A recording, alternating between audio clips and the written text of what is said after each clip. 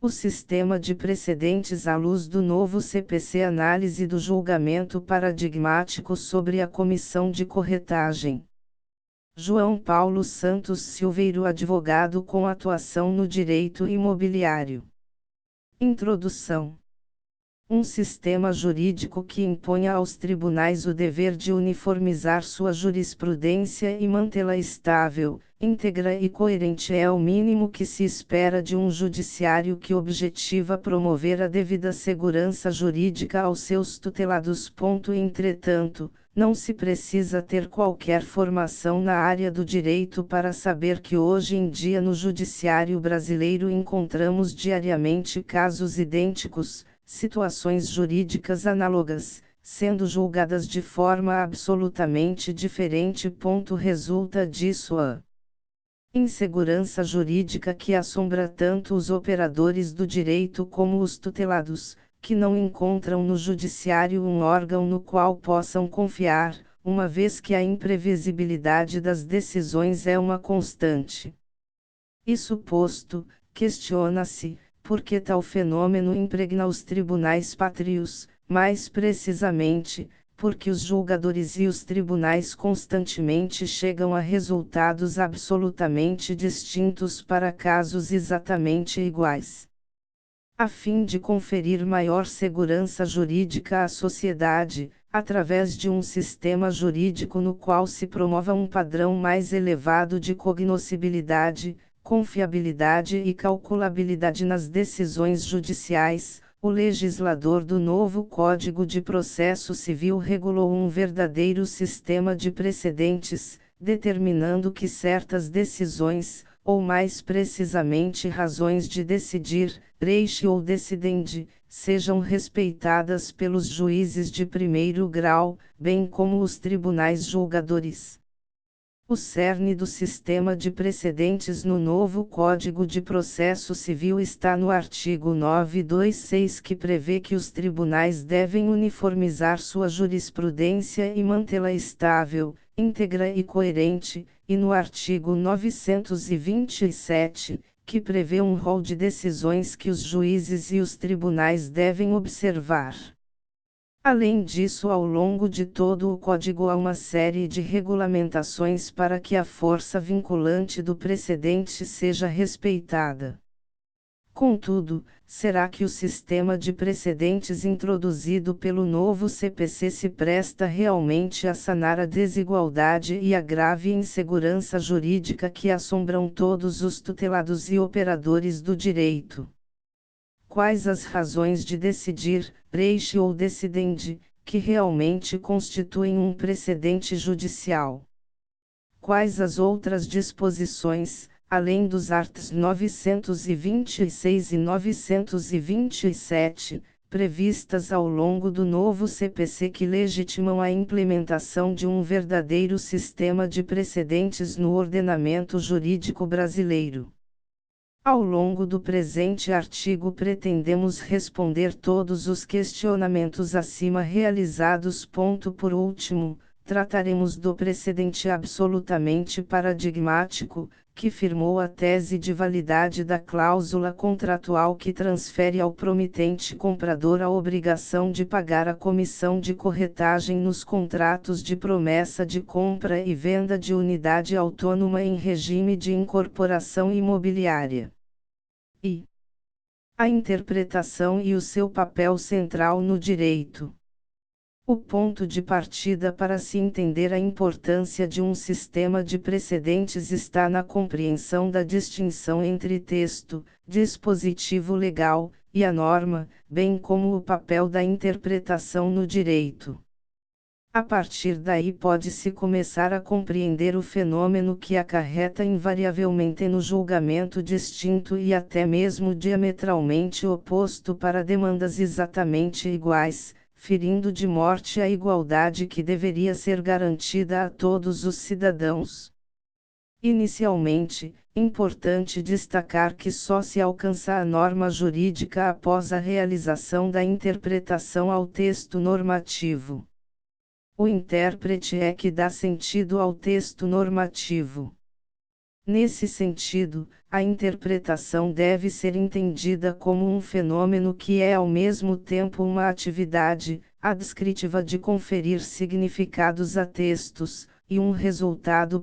Além disso, não se trata de uma atividade endereçada à obtenção de um resultado unívoco. Isso porque, a partir de um dispositivo legal, pode resultar uma ou mais normas. A interpretação consiste em conhecer significados prévios, valorá-los e decidir sobre o seu resultado.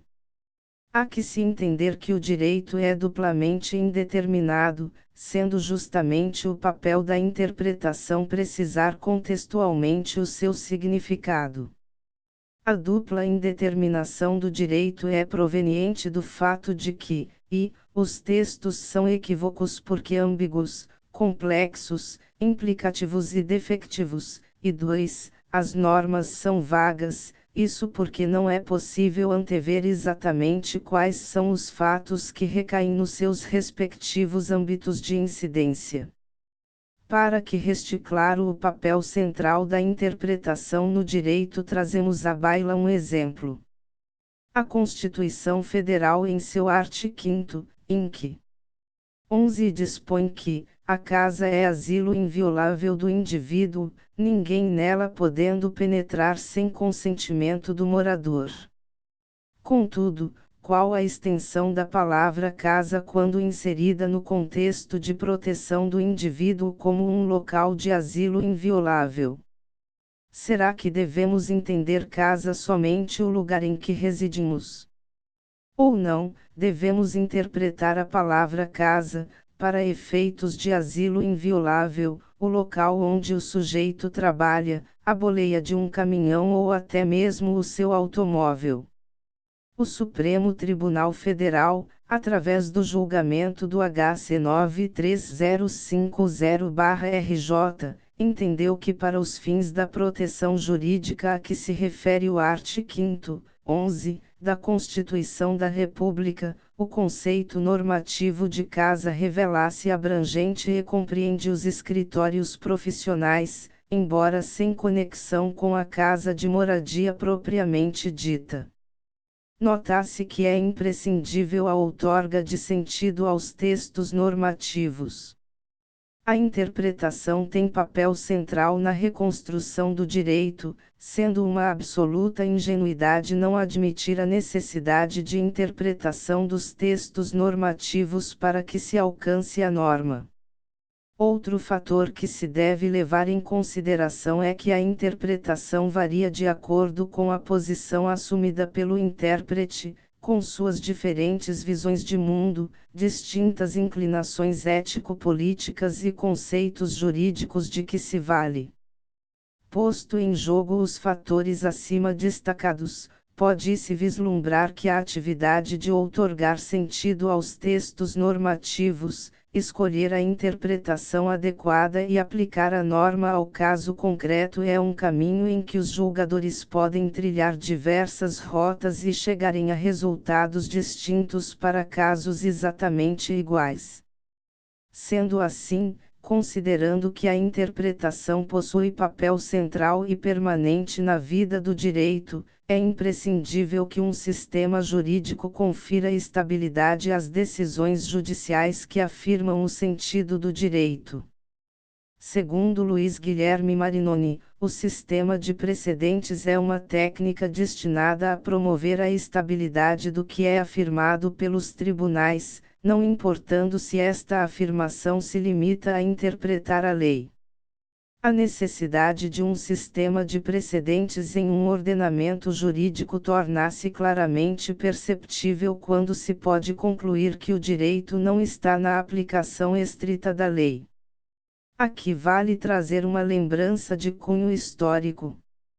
O civil law não apenas imaginou, utopicamente, que o juiz apenas atuaria à vontade da lei, como ainda supôs que, em virtude da certeza jurídica que daí decorreria, o cidadão teria segurança e previsibilidade no trato das relações sociais, mas imaginou que a lei seria o suficiente para garantir a igualdade dos cidadãos.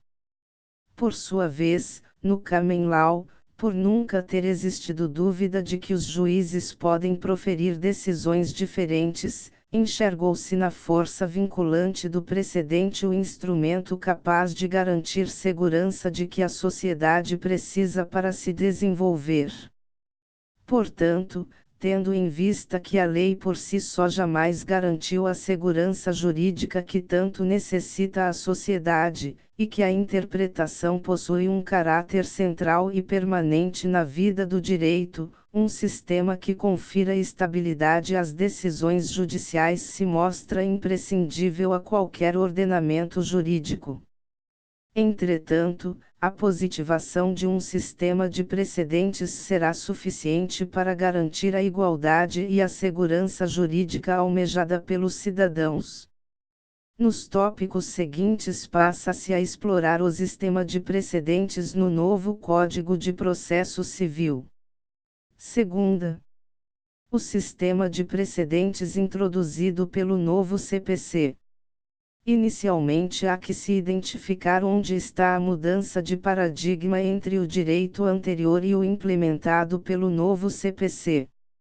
Então, importante que se diga, desde logo, que a grande novidade adotada pelo direito brasileiro, através do novo Código de Processo Civil, é a de se ter um modelo normativo de precedentes formalmente vinculantes, que passarão a constituir fonte primária de direito no nosso ordenamento jurídico. Isto é, o legislador retirou o foco exclusivamente da lei e o colocou também no precedente.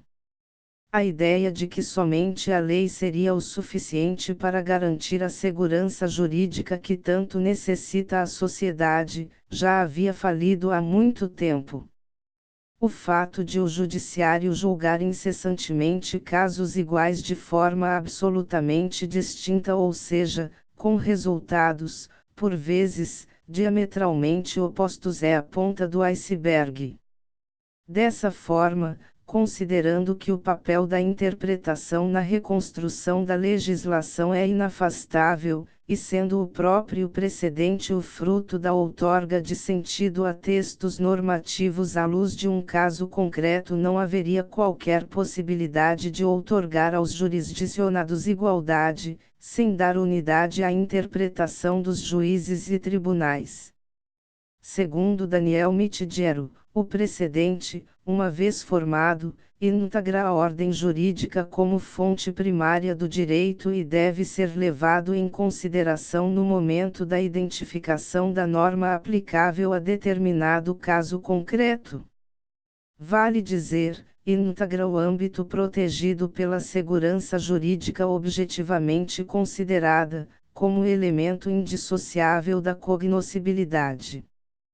Conforme pode-se verificar no novo CPC, o legislador buscou tornar cristalina a obrigatoriedade de os juízes e tribunais de aplicarem as próprias decisões e as decisões dos tribunais superiores, principalmente como normas, não como conselhos ou boas razões, mas levando a sério as decisões judiciais anteriores, já que essas passam a ser obrigatórias. Ademais, tratar da mesma forma casos similares, treat cases alike, é algo fundamental para a afirmação do poder e para a manutenção da segurança jurídica necessária ao desenvolvimento das relações sociais. De outra banda, pouco importa uma mudança legislativa se as bases culturais da legislação anterior são mantidas. Isso pelo fato um tanto óbvio de que o direito é um produto da cultura. Por isso, a partir de um modelo de precedentes, teremos de repensar a metodologia de trabalho dos juízes, advogados, professores e de todos aqueles que escrevem e pensam o direito. O Código Novo exigirá uma radical mudança na forma de interpretar o direito. O ponto-chave para que o sistema de precedentes possa vingar e ser útil à sociedade é que haja uma compreensão sobre o porquê certas razões de decidir, reixe ou decidendi, devem ser respeitadas pelos juízes e tribunais, e também, que os precedentes não podem ser simplesmente afastados pelos julgadores pelo fato de discordarem de suas razões. De forma absolutamente perspicaz, Luiz Guilherme Marinoni assevera que imaginar que o juiz tem o direito de julgar sem se submeter aos precedentes das Cortes Supremas é não enxergar que o magistrado é uma peça no sistema de distribuição de justiça. Sendo assim, para que o judiciário possa servir o tutelado com uma justiça que garanta segurança jurídica, igualdade e liberdade, inevitavelmente, deverá haver uma mudança de cultura por parte de todos aqueles que operam o direito. Isso posto, pode-se dizer que um sistema de precedentes que outorgue a determinadas decisões ou mais precisamente razões de decidir força vinculante é imprescindível para que a sociedade tenha maior segurança jurídica. Isso porque garante ao tutelado uma maior previsibilidade nas decisões do judiciário, recebendo casos iguais o mesmo tratamento. Entretanto, é fundamental que haja uma colaboração e uma mudança cultural por parte dos julgadores, advogados, doutrinadores e demais servidores da justiça para que o sistema implementado, através do novo CPC, possa atingir a sua máxima eficácia. Terceira, as razões de decidir que constituem precedentes. Em virtude da implementação de um sistema de precedentes, é imperioso entendermos quais as razões de decidir que realmente constituem precedentes. Ponto de início, há que se fazer a distinção entre precedentes e as decisões judiciais. Os precedentes não são equivalentes às decisões judiciais. Eles são razões generalizáveis que podem ser identificados a partir das decisões judiciais. Em outros termos, o precedente é formado a partir da decisão judicial. O doutrinador Daniel Mitidiero conceitua precedentes como razões necessárias e suficientes para a solução de uma questão devidamente precisada do ponto de vista fático-jurídico obtidas por força de generalizações empreendidas a partir do julgamento de casos pela unanimidade ou pela maioria de um colegiado integrante de uma Corte Suprema. Sustenta o referido doutrinador que todas as decisões, ou mais precisamente, razões de decidir, reiche ou decidendi, proferidas pela unanimidade ou maioria dos ministros do Supremo Tribunal Federal, STF, ou do Superior Tribunal de Justiça, STJ, possuem efeito vinculante e constituem fonte primária do direito. Já Hermes Zanetti Júnior preconiza que, no Brasil, os precedentes com força vinculantes são as razões de decidir, reiche ou decidendi, contidas na fundamentação daquelas decisões e súmulas que estão enumeradas no art. 927 do novo Código de Processo Civil. Faz-se aqui uma observação para salientar que a reiche ou decidendi, razão de decidir, se consubstancia em material normativo. O precedente encarna uma norma devidamente compreendida à luz dos fatos, mas jamais é sobre um fato. As razões que não são necessárias e nem suficientes para a solução da questão são obterdicta e não integram a parte vinculante do julgado. Dito isso, importante trazer à baila o rol de decisões e súmulas vinculantes enumerados pelo legislador no art. 927 do novo CPC. Art. 927. Os juízes e os tribunais observarão.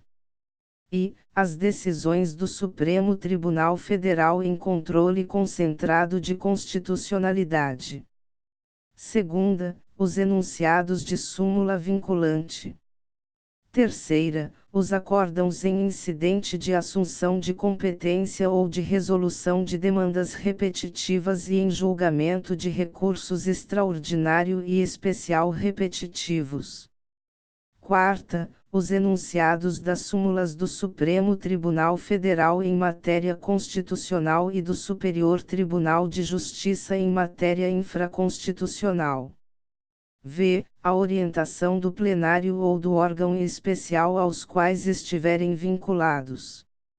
Não obstante o legislador ter apresentado o rol do art. 927 no novo CPC, negar força vinculante aos demais precedentes oriundos das Cortes Supremas é não reconhecer que a função precípua do Supremo Tribunal Federal e do Superior Tribunal de Justiça é justamente a de dar unidade ao direito, através da adequada interpretação da Constituição e das leis federais, respectivamente. Segundo Daniel Mitidiero, a promoção da unidade ao direito realiza-se, de um lado, com a orientação da sociedade civil a respeito do significado do direito em determinado caso e efetiva vinculação de todo o poder judiciário ao sentido outorgado ao direito pela Corte Suprema a partir de determinada causa, e, de outro lado, pelo adequado desenvolvimento do direito diante das novas necessidades sociais. Portanto, nos filiamos ao entendimento de que devemos interpretar o rol existente no art. 927 do novo Código de Processo Civil não de forma taxativa.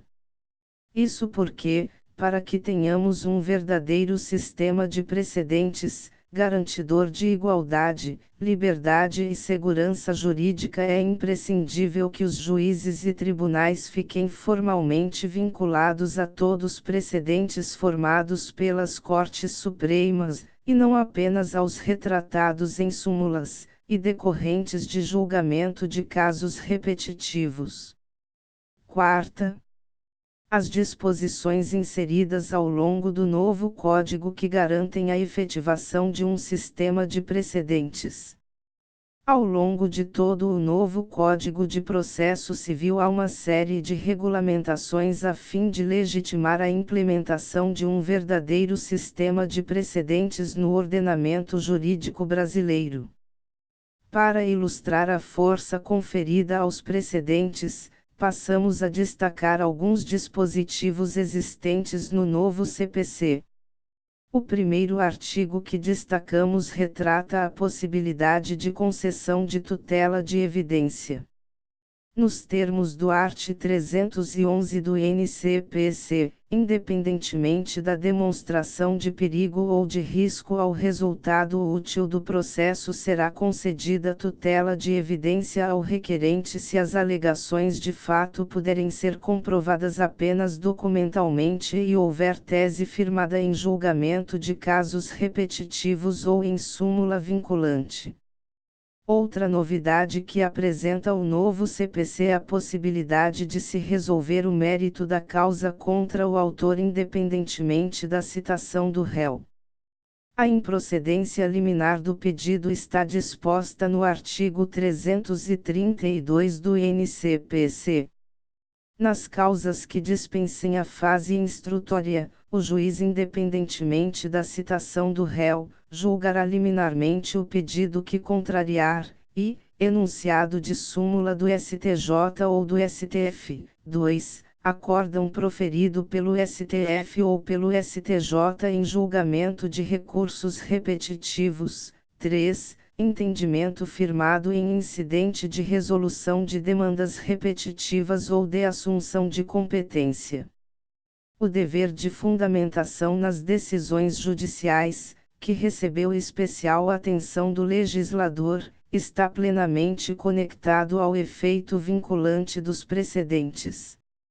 O 1 graus do art. 489 traz uma série de deveres aos julgadores na fundamentação da decisão judicial.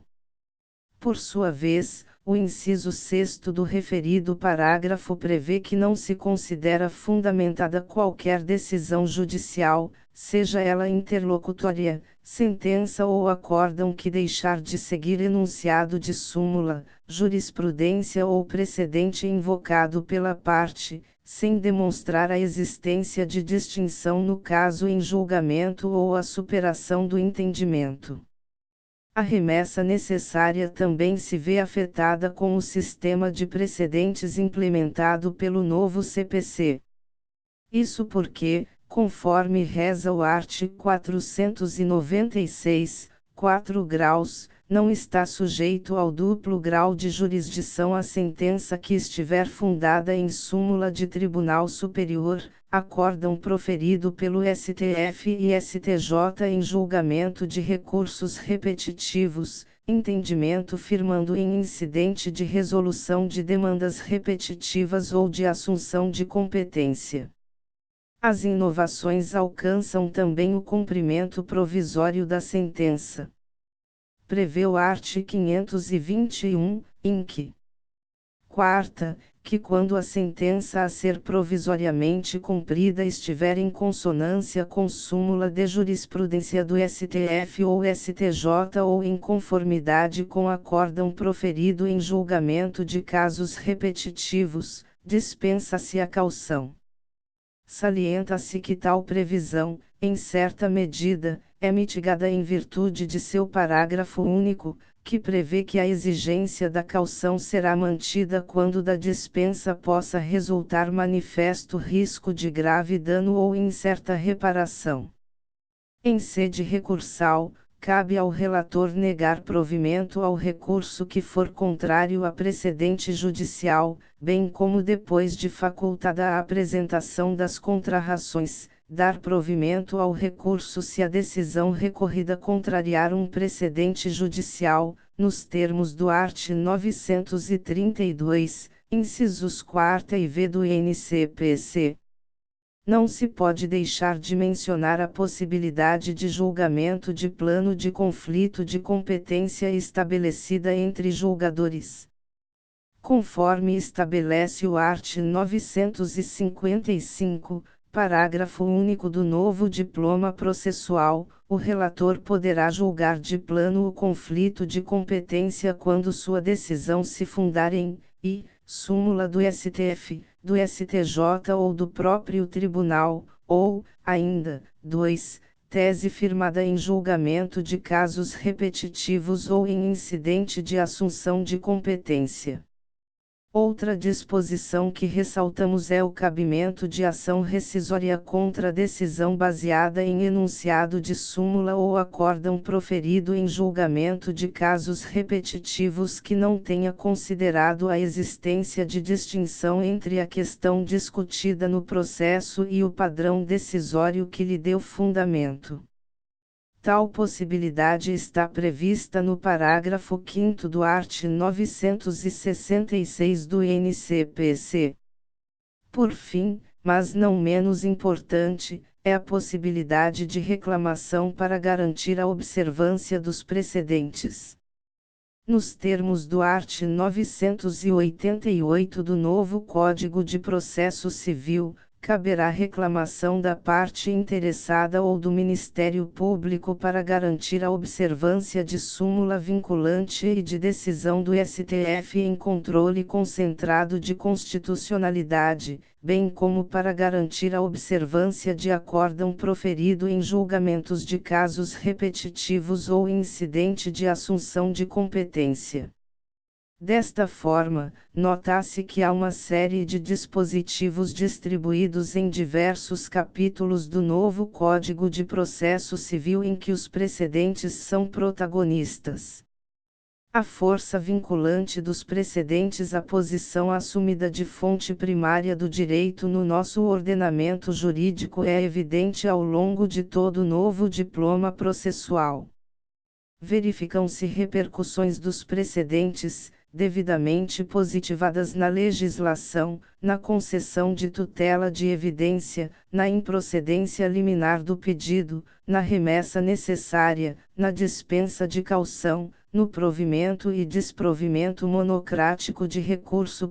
Além disso, não se considera fundamentada qualquer decisão judicial, seja ela interlocutória, sentença ou acórdão que deixar de seguir o precedente, sem demonstrar a existência de distinção no caso em julgamento ou a superação do entendimento.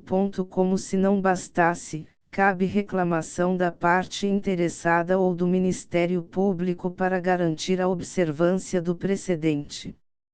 Entendemos, portanto, que não pairam quaisquer dúvidas, de que o novo Código de Processo Civil implementou no ordenamento jurídico brasileiro um sistema de precedentes, com o objetivo de outorgar à sociedade um instrumento comprometido com a segurança, com a liberdade e com a igualdade. V. Um precedente paradigmático, a validade da cláusula que transfere ao consumidor o pagamento da comissão de corretagem. O judiciário brasileiro, nos últimos anos, vem enfrentando uma enxurrada de demandas movidas por consumidores promitentes adquirentes que se sentem lesados em virtude da obrigação de pagar a comissão de corretagem prevista nos contratos de promessa de compra e venda de unidade autônoma em regime de incorporação imobiliária. Para contextualizar a situação que originou a questão acima mencionada, destacamos ao leitor um fato que é notório. As incorporadoras, nas últimas décadas, ao lançarem seus empreendimentos imobiliários, no intuito de captar clientes, implementam stand de vendas, que em regra ficam localizados no mesmo local das obras realizadas. Por sua vez, os clientes se dirigem até o local para conhecer o empreendimento e são atendidos por um corretor de imóveis especializado, que apresenta as unidades imobiliárias aos mesmos e eventualmente realiza a venda. Na grande maioria dos casos, no próprio contrato de promessa de compra e venda que regula o negócio jurídico, resta disposto que a comissão de corretagem será arcada pelo promissário comprador. Após a contratação, muitos dos consumidores que se sentem lesados pois entendem que quem deveria arcar com os valores da comissão de corretagem deveria ser a promitente vendedora acionam o Poder Judiciário, invocando diversas disposições inseridas no Código de Defesa do Consumidor, requerendo que seja reconhecida a abusividade da cláusula contratual e a devolução dos valores pagos, às vezes, até mesmo de forma dobrada. Milhares foram as demandas ajuizadas em todo o território nacional, e como não era difícil de se esperar, os juízes e tribunais de todo o país prolataram decisões nos mais diversos sentidos. Alguns julgadores e tribunais prolataram decisões determinando a devolução dos valores pagos, em virtude de que entendiam pela abusividade da cláusula contratual. Outros, até mesmo, acolhiam o pleito de devolução dobrada dos valores pagos a título de comissão de corretagem. Por outro lado, muitas decisões prolatadas pelos juízes e tribunais foram no sentido de julgar válida a transferência do dever de pagamento da comissão de corretagem ao consumidor, julgando improcedentes as demandas propostas. Por óbvio, o judiciário julgando de forma dispare situações jurídicas análogas gerou extrema insegurança jurídica e desigualdade aos envolvidos na aquisição de unidades imobiliárias em construção. A vulnerabilidade gerada afetou tanto as incorporadoras como os consumidores. As incorporadoras em muitos casos saíam vitoriosas nas demandas judiciais, e outras vezes derrotadas. Ou seja, não recebiam do Poder Judiciário uma orientação que lhes pudesse ser útil para regular a sua conduta, seja atraindo o ônus de pagar a comissão de corretagem para si, seja mantendo o ônus para os consumidores. Já os promitentes adquirentes ingressavam em uma roleta jurisdicional, que em muitas vezes poderiam sair vencedores, com os valores pagos a título de comissão de corretagem, até mesmo em dobro, e em outras poderiam sair com o ônus de pagar os honorários advocatícios sucumbenciais à parte adversa, bem como as custas ao Poder Judiciário. Diante da situação posta, milhares de causas sendo julgadas em sentidos diametralmente opostos, o Superior Tribunal de Justiça a fim de unificar o entendimento sobre a questão dar unidade ao direito, afetou à segunda sessão o julgamento do recurso especial número 1.599.511 SP, recurso especial repetitivo, e determinou a suspensão das ações que versassem sobre a validade da cláusula contratual que transfere ao consumidor o pagamento da comissão de corretagem. A relatoria do recurso foi do ministro Paulo de Tarso Sanseverino.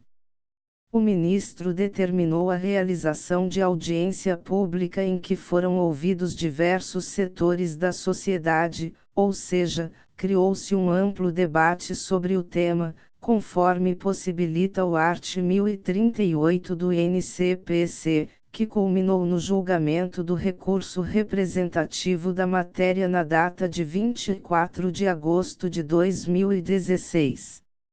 O ministro Paulo de Tarso Sanseverino, em seu voto, destacou que a questão era de extrema relevância jurídica, social e econômica, e tem sido objeto de milhares de demandas no Poder Judiciário brasileiro.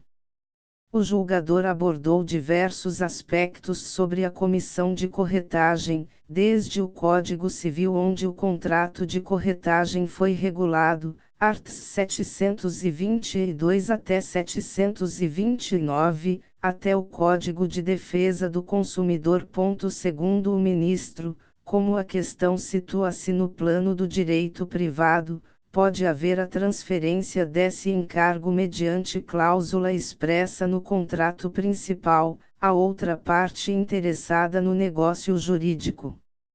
Em relação ao Código de Defesa do Consumidor, o ministro sustentou que apesar de seu marcado caráter protetivo, não chega ao ponto de subverter a natureza onerosa das relações negociais no mercado de consumo, exigindo apenas transparência no seu conteúdo.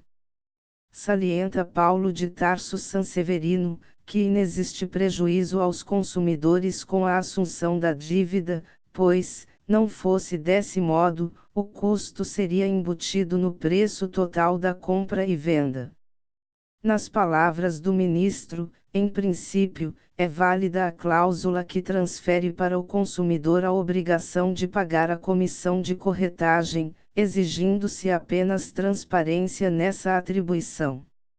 A tese fixada para os fins do art. 1040 do CPC/2015 foi: validade da cláusula contratual que transfere ao promitente comprador a obrigação de pagar a comissão de corretagem nos contratos de promessa de compra e venda de unidade imobiliária autônoma em regime de incorporação imobiliária, desde que previamente informado o preço total da aquisição da unidade autônoma, com o destaque do valor da comissão de corretagem. Conforme pode-se verificar, a tese foi firmada pela validade da cláusula contratual que transfere ao consumidor a obrigação de pagar a comissão de corretagem. Contudo, o próprio precedente estabelece o dever de informação. Para cumprir com o dever de informar, a promitente vendedora tem o ônus de, até o momento da celebração do contrato de promessa de compra e venda, informar ao promitente comprador o preço total da aquisição da unidade imobiliária, especificando o valor da comissão de corretagem, ainda que venha a ser paga destacadamente. Por fim, imprescindível destacar que os precedentes também precisam ser interpretados. Os precedentes são constituídos de, assim como a lei, textos abertos à interpretação e dotados de autoridade. Portanto, cabe ao julgador analisar o caso concreto e verificar se o precedente se amolda ao mesmo para então invocá-lo. O Tribunal de Justiça do Estado do Rio Grande do Sul, após o julgamento do recurso representativo da matéria acima destacado, aplicou a um caso concreto o precedente formado pela Corte Suprema. Os desembargadores da 19ª Câmara Civil do TJRS entenderam que a situação dos autos se amoldava ao paradigma. No caso concreto foi corroborada a legalidade da cláusula que transfere o encargo do pagamento da comissão de corretagem ao promitente comprador. Por certo, é dever dos juízes e tribunais analisar cada caso concreto para averiguar se o dever de informação foi cumprido pela promitente vendedora. Se o consumidor tinha a ciência, antes da assinatura do contrato, que era dele o dever de pagar a comissão de corretagem, sem dúvidas, o precedente deve ser aplicado, uma vez que estava plenamente informado. Não pode a incorporadora, após a assinatura da avença e pagamento do sinal, apresentar uma conta referente à comissão de corretagem, contrariando o dever de informação. Entendemos, assim, que o Superior Tribunal de Justiça no julgamento que decidiu pela validade da cláusula que transfere ao consumidor o dever de pagar a comissão de corretagem atuou como uma verdadeira corte de precedentes.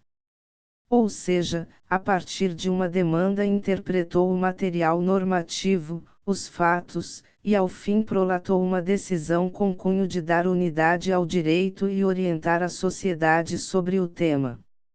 A pacificação sobre o entendimento do Judiciário em relação à validade da cláusula contratual materializada através do precedente judicial formado, combinando com a positivação de um sistema de precedentes no ordenamento jurídico brasileiro, confere aos envolvidos, incorporadoras e consumidores, um padrão mais elevado de segurança jurídica, garantindo igualdade e liberdade aos mesmos. Considerações finais. Como sustentamos, a interpretação possui um papel central e permanente na vida do direito, sendo imprescindível que um sistema jurídico confira estabilidade às decisões judiciais que afirmam o sentido do direito.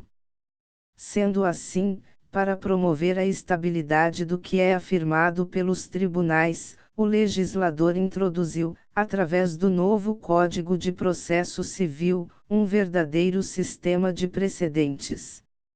A implementação de um modelo normativo de precedentes formalmente vinculantes mostra-se extremamente benéfico para o ordenamento jurídico. Tratar da mesma forma casos similares é fundamental para promover a igualdade e a devida segurança jurídica que tanto almeja a sociedade. Agora, tão importante quanto uma mudança legislativa é a mudança das bases culturais. Por isso, através de um modelo de precedentes teremos de repensar a metodologia de trabalho dos juízes, advogados, professores e de todos aqueles que escrevem e pensam o direito.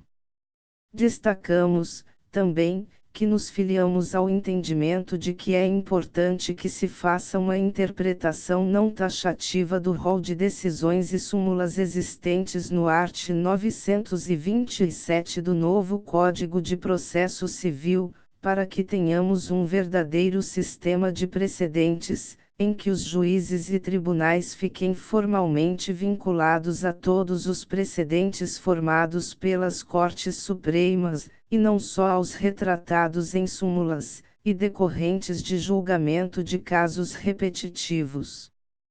Trouxemos à baila, ainda, um caso concreto relativo à validade da cláusula que transfere ao consumidor o pagamento da comissão de corretagem em que o Superior Tribunal de Justiça atuou como uma verdadeira corte de precedentes, outorgando às incorporadoras e consumidores um padrão mais elevado de segurança jurídica, na medida em que pacificou o entendimento do Judiciário sobre o tema.